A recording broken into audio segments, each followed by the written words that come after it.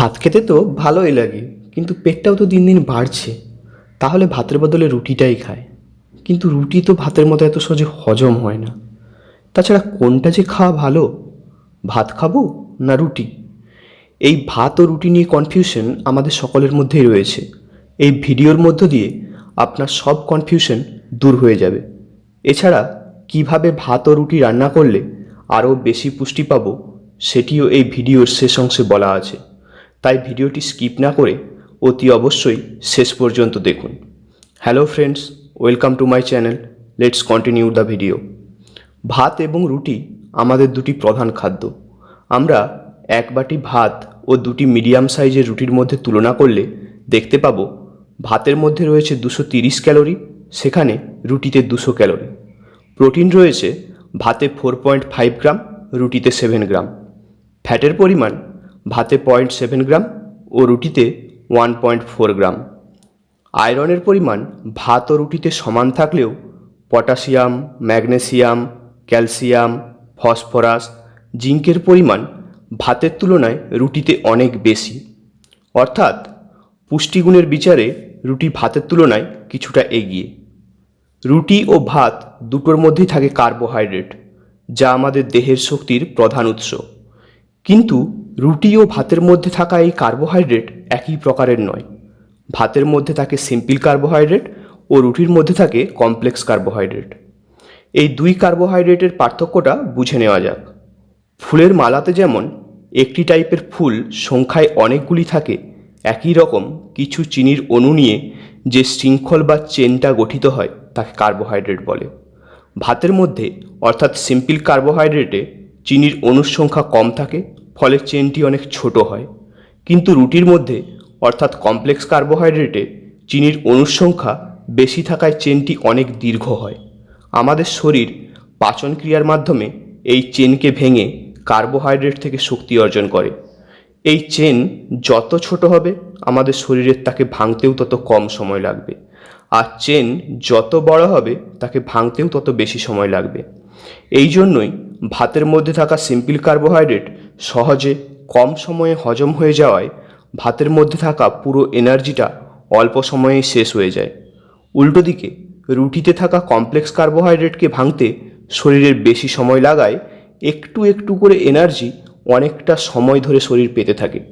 এই জন্যই যারা ওয়েট লস করতে চায় তাদের রুটি খেতে বলা হয়, কারণ রুটি খেলে পরের খিদের অনুভূতিটা অনেক পরে আসে। এছাড়াও কমপ্লেক্স কার্বোহাইড্রেটে ডায়েটারি ফাইবারের পরিমাণ সিম্পল কার্বোহাইড্রেটের তুলনায় অনেক বেশি থাকে। এই ডায়েটারি ফাইবার আমাদের ডাইজেস্টিভ সিস্টেমকে বা পাচন ক্ষমতাকে অনেক উন্নত করে। এই কার্বোহাইড্রেট আমাদের ব্লাড গ্লুকোজ বা ইনসুলিন লেভেলের উপর কতটা প্রভাব ফেলে সেটা জানার জন্য জানতে হবে জিআইয়ের ব্যাপারে। জিআই অর্থাৎ গ্লাইসেমিক ইন্ডেক্স, এর মান প্রতিটি খাদ্যের জন্য পৃথক হয়। জিআই এর মান যত কম হবে সেই খাবার পাচনের পর তত ধীরে ধীরে রক্তের মধ্যে প্রবেশ করবে, ফলে রক্তের মধ্যে গ্লুকোজও ধীরে ধীরে একটু একটু করে প্রবেশ করবে, অর্থাৎ রক্তে শর্করার পরিমাণ নিয়ন্ত্রণে থাকবে।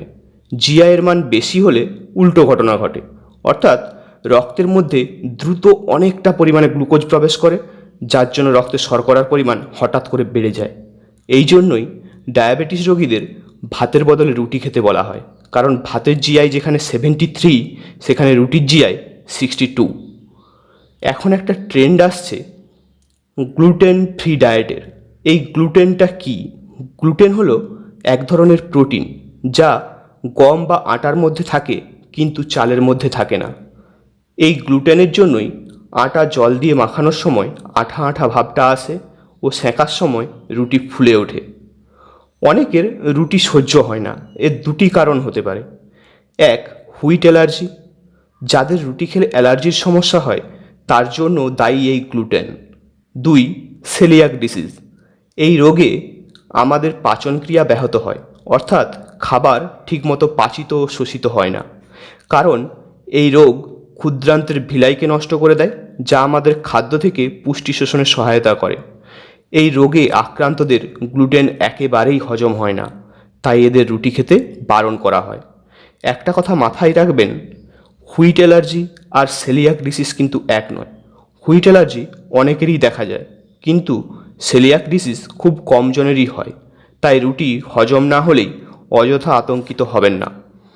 তাহলে আমরা কোনটা খাবো? ডায়াবেটিস যাদের রয়েছে তাদের রুটি, ও হুইট অ্যালার্জি যাদের রয়েছে তাদের ভাত খাওয়াই শ্রেয়। এছাড়া বাকিরা রুটি বা ভাত যেটা হোক খেতে পারেন।